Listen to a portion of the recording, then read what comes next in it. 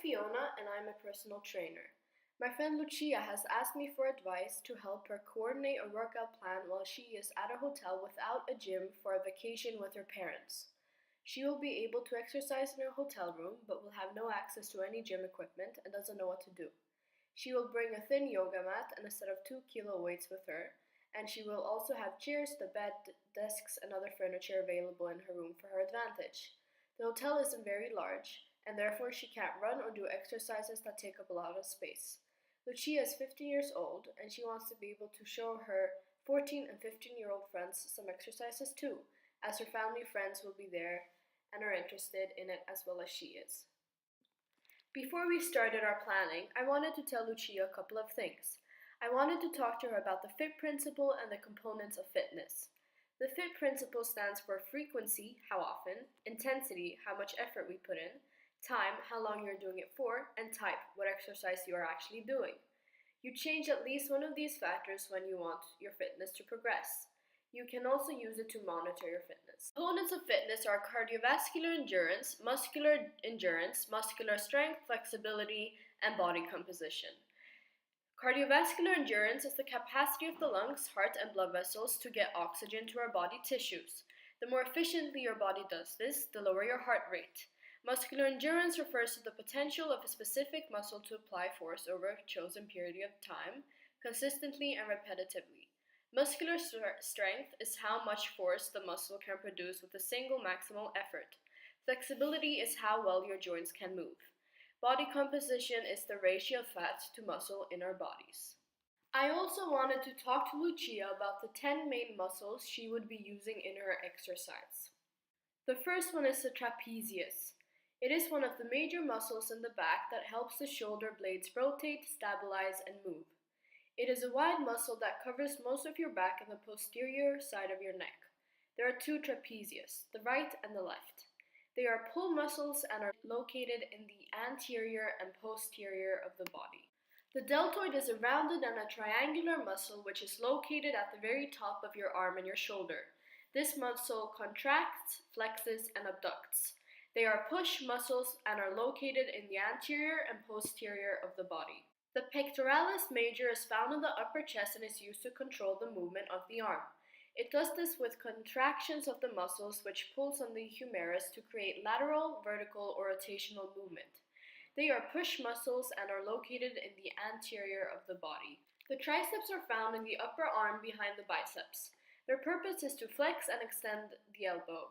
They are push muscles that are located in the anterior and posterior of the body. The biceps are found in the upper arm and in front of the tricep.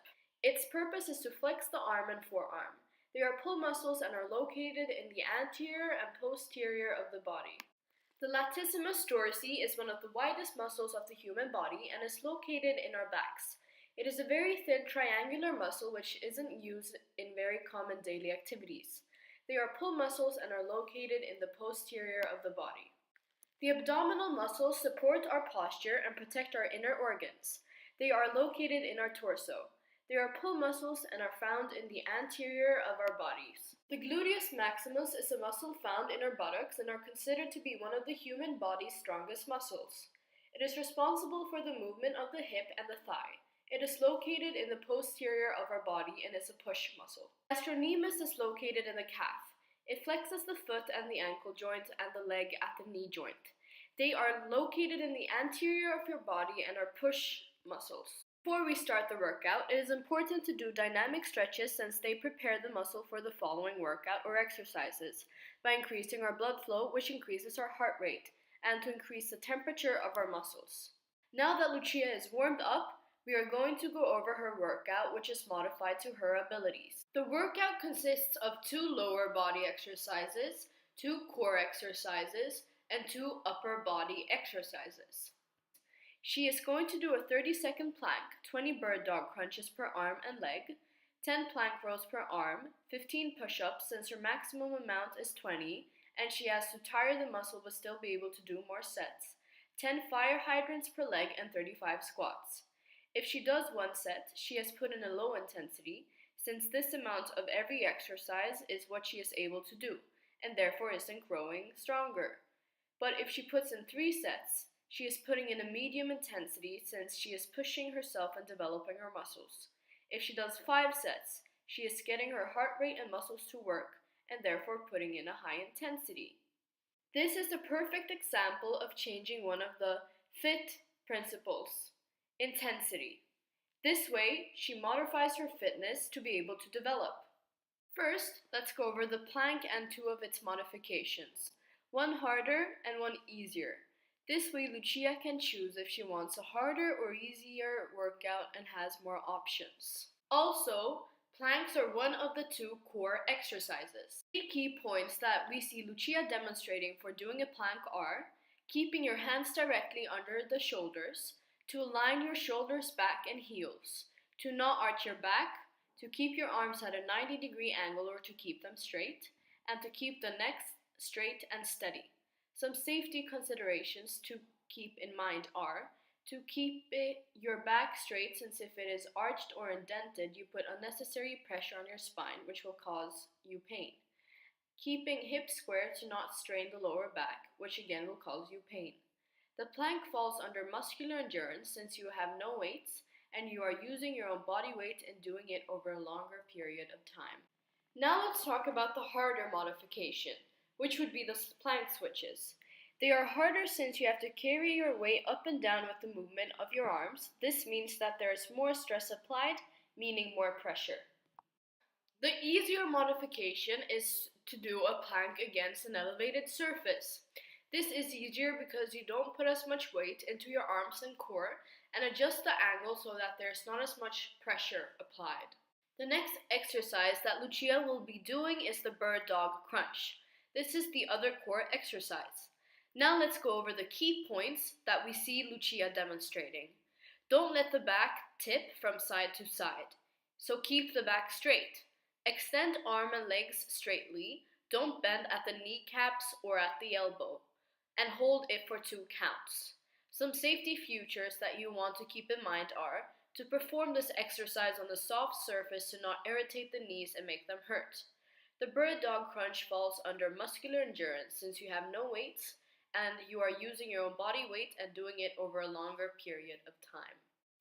The harder modification is to add your 2 kilo weights in one arm each. This is harder since it adds more weight, which means that your muscles have to be able to endure for a longer period of time. This is an example of muscular strength since you have added weights and are doing the exercises for a shorter period of time. The easier modification is to only move your leg or arm back at a time. This is easier because it takes less coordination and you don't have to balance your weight as much, as well as your core is not being put under as much stress. The next exercise is the plank row, which is the first upper body exercise. The key points which Lucia is demonstrating correctly are to keep your legs wider than your hips, to keep your neck long, and to keep the arm on the ground locked and straight. To assure that you are safe while doing these exercises, lock your wrists when lifting the weights or just pulling your arms up to protect your joint and preventing pain. The plank row falls under muscular endurance since you have no weights and you are using your own body weight and doing it over a longer period of time. For the harder modification, you want to use your 2 kilogram weights. You want to do this because you add additional weight, meaning that there is more to endure. This is a perfect example of muscular strength since you are adding additional weight. The easier modification would be to not use any weight and to elevate the upper body. This is easier because it puts less pressure on the wrists and the angle is modified, which puts less weight in the arms. The next upper body exercise is the push-up. Some key points that we see Lucia demonstrating to keep in mind are that when you go down, your arms have to be at 90 degrees, and to keep your back straight, don't arch it, and to keep your neck straight as well. Some safety considerations to take in mind are to keep your body straight and to not do the worm, since this puts stress on your back and creates a harder time since it adds additional weight to the front of your arms. The push-up falls under muscular endurance since you have no weights and you are using your own body weight and doing it over a longer period of time. The harder modification would be to elevate your legs onto a higher surface. This puts more weight into your arms and makes it harder. The easier modification would be to do push-ups from your knees. This puts less weight into your arms and makes the exercise easier. Now let's go on to the lower body exercises. The first one we are going to do is the fire hydrant. Some key points that we see Lucia demonstrating to keep in mind are to keep the knee bent at the same angle at a constant rate, to keep the rest of your body still, so don't move your back from side to side, to hold the exercise for 5 counts. And some safety considerations to keep in mind are to not rotate the hip too excessively, since you will lose all the contraction in your glutes. The fire hydrant falls under muscular endurance since you have no weights and you are using your own body weight and doing it over a longer period of time. The harder modification would be to extend your leg. This is harder because it takes more concentration, plus you put more weight into your arms to balance out the rest of the weight in your body. The easier modification would be to put your hands against a chair, so to use a chair. This way you can focus more on coordination, plus you don't have to balance your weight out in your arms. The next lower body exercise is the squat. Some key points that we see Lucia demonstrating to keep in mind are to keep knees in line with your feet, to keep feet slightly wider than your hips, to put your arms out in front of you so that you don't place them on your hips or legs to push off, to keep your back straight, and to not let your knees go over your toes, and to keep the knee angle at 90 degrees. Some safety considerations to keep in mind are that the knees should not go over your toes, since this hurts your knee joints and tire them.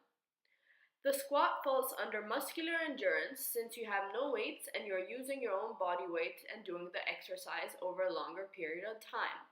The harder modification would be the jump squat. This is harder because it is increased in explosive power. And also, this is a perfect example of cardiovascular endurance due to it being explosive, and your heart rate increases. Easier modification would be to use a chair or a bench to tell you where to stop. This way you can focus on doing a squat correctly and taking your time to make sure that your legs are at a 90-degree angle. Now that Lucia has gone through her workout, she needs to take some time and do static stretches. Static stretches are important since it helps you improve your range of motion so that you don't get hurt in the future. Let's hope that Lucia takes her time and does these exercises during her winter vacation. Thank you for watching.